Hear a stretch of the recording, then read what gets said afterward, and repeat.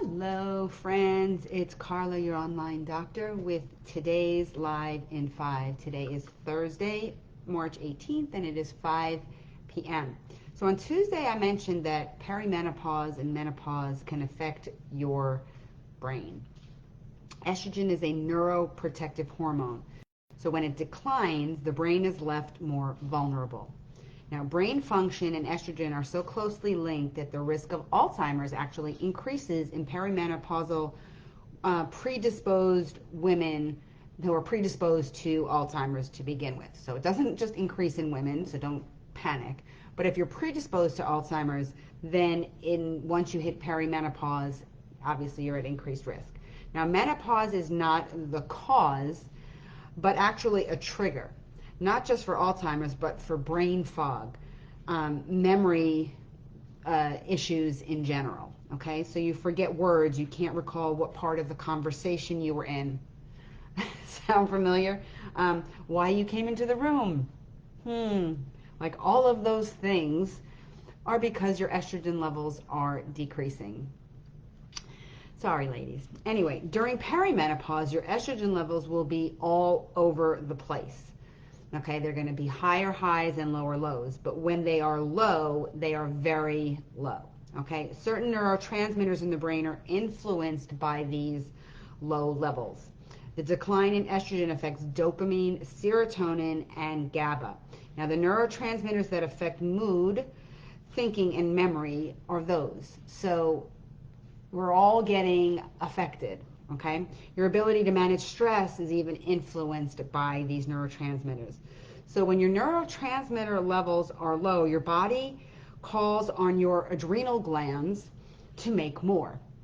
Okay, so chronic stress can further worsen memory problems during perimenopause and menopause because the adrenal glands are already at their max capacity for producing cortisol and other hormones and such, so that you end up in a situation where when you need more, there's nothing left.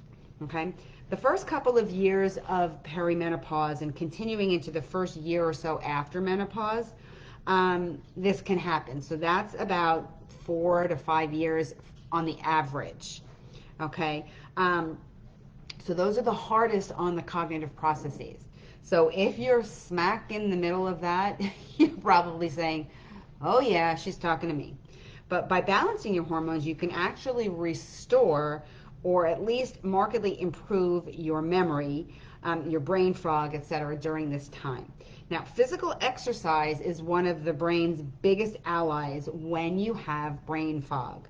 Okay, it brings more oxygen to the brain and helps eliminate stress and toxins.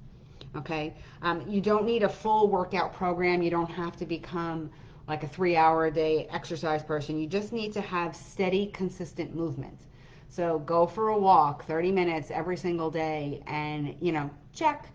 Obviously, the more you can do that's cardio is also going to improve, help with your cardiovascular health. But strictly talking about brain health having to do with hormones, that's really all you need. And of course, if you're out exercising outdoors, vitamin D, check, right? Stress reduction is another thing, and good quality sleep will help in this area as well. But let's talk supplements that can actually help with the brain. Number one is a vitamin B complex. Specifically, B6 and B12 improve oxygen levels in the brain and short-term memory problems. Okay, so if you're not taking a B complex, you should be. All right, I love the one that I take. It's called Super B, and it has the appropriated methylated vitamin Bs that we need, not just anything that you can buy in the store, which isn't good quality. Next up is antioxidants. Vitamin C is one of them. It's important that you get these carotenoids, especially from fruits and vegetables. It doesn't mean you have to take a C supplement. I do, and I eat tons of fruit as well, especially, obviously, the citrus. I live here in Florida, so it's easy to come by. But make sure you're getting in your antioxidants. Another good one is green or black tea. Okay, they contain L-theanine, which has been shown to improve concentration. So that's really good I love drinking green tea, and that's just one of my staples. So just consider that as another option. Iron. Iron helps with your red blood cell production, and therefore you're going to increase your oxygen delivery to the brain. So, most women tend to run a little bit more on the anemic side to begin with, but increasing your iron will help improve your red blood cell count and your hematocrit, obviously. So you want to increase those if possible. Adaptogens. These help your body adapt, obviously, and can help regulate hormones as well. Some of them to consider: ashwagandha, ginseng, flax seeds, and holy basil. And then last on the list, which we're going to talk about more in the coming weeks, will be black cohosh and wild yam. Okay, they are really, really good to help you in this area with brain fog, memory, concentration, etc. So, anybody hear me? Am I talking to you? If I am, send me a message, send me a private message if you don't want to put it in the comments. I'll be happy to share where I get my supplements and things that I'm doing to help me through this period, because it can be very challenging. And I have honestly seen such an improvement in my overall condition and my overall status in this area, that I just want to help as many people as I can. So on that note, I hope you're having an awesome day, and I will see you again next Tuesday for another Live in 5.